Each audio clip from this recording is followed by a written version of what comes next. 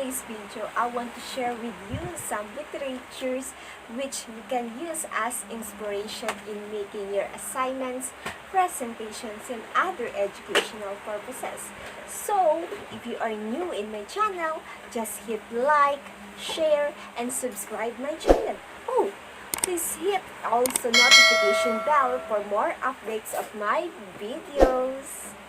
But let us know the first literature I will share with you is the African literature. So, what do we mean by African literature? African literature is defined as literary works of the African continent.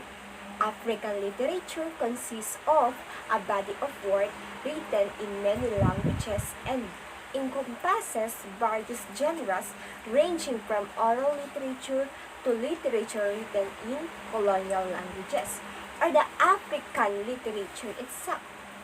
And apparently, you all are excited to learn and discover what African literature has in their country. Maybe we can discuss some of them. Just sit, relax, and enjoy while watching this video, okay?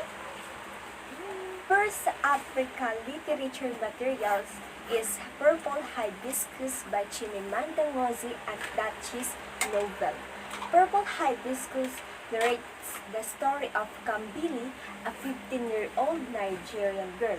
Her father, a harsh and manipulative man, beats up her and her family.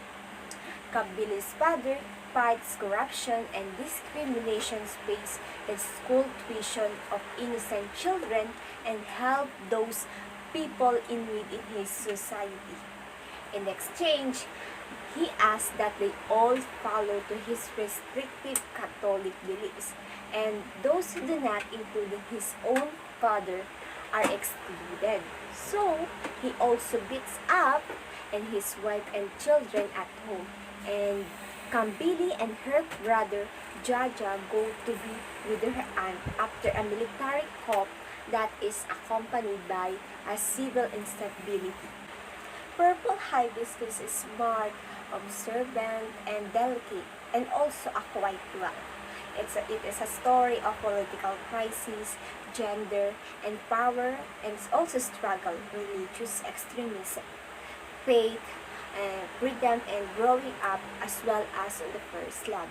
So, it is essential to remember that in the real world, such as of cruelty, are carried out rather by actual individuals, not by authoritarians. So, knowing this will most likely lead us to the conclusion that they are not as prevalent as one might believe. Next African literature material is I Dream a World by Langston Hughes poem. I Dream a World is a good short poem that outlines the poet's vision of a perfect society. No one is judged based on their skin color, and everyone has fair opportunities to ascertain rights. And the perfect society, according to this poem, is one in which everyone has the same rights and happiness, and also inequality and selfishness are defeated. Use dreams implies this world is possible if we people keep trying to achieve it something. So next is African proverbs. African proverbs are full of wisdom and deep meaning. It's all about life, love, friendship, marriage, and other significant issues that reflect all of them in ancient and essential knowledge that every educated person should possess it. And in Africa, a saying has always been a creative method of them that was expressing of themselves. Themselves rather. Nigerian says that when a senior man conveys with his family, so he uses African proverbs as a uses of variety of them. Yes, I have this African proverbs as an example. First is, knowledge is like a garden. If it is not cultivated, it cannot be harvested. So meaning, if you don't make efforts to acquire this knowledge or that knowledge, then you would not be expect to have it. And if you do not put that knowledge, you have to use, and you cannot that you can I mean is you cannot expect to gain anything from it. Second one is, don't set sail using someone else's stars. So meaning avoid copying someone else, and just because someone has been successful in what he or she does, should not be what will make you to do the same thing also and expect to be successful. That's it. Next, Things Fall Apart by Chinua Achebe. Chinua Achebe is a Nigerian novelist, poet, and critic that is widely recognized as the most influential character in contemporary African literature. So, Things Fall Apart is his first and magnum opus, become a famous work in African literature, and is still the most frequently studied, translated, and read African novels. In this story, or the Things Fall Apart is discusses how many individuals are affected by the possibility and reality of changes.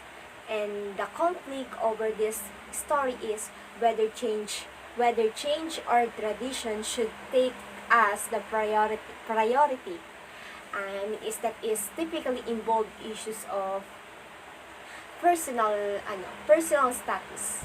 In Things Fall Apart is, for example, is Okonkwo opposes the new political and religious orders. That is because he believes that they are cruel, and that if he joins or even tolerates, then he will lose his dignity.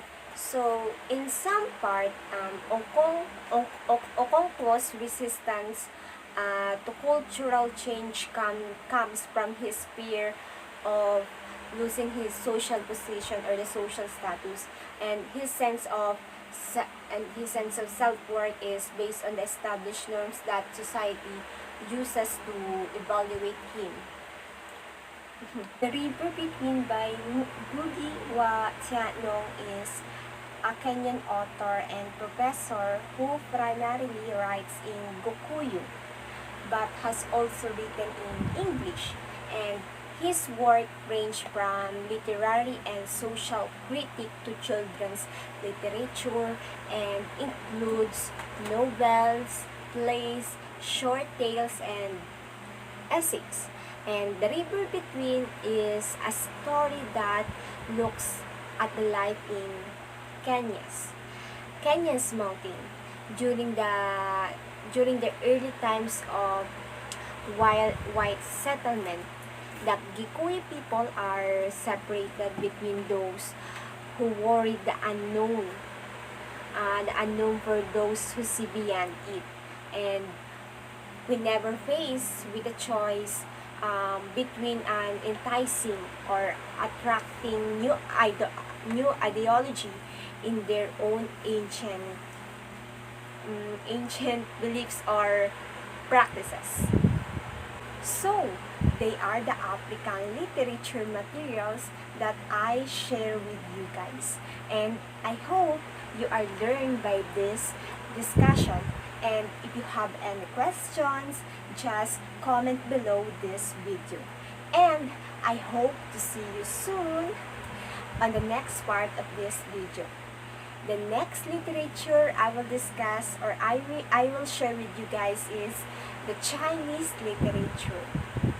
For now, goodbye!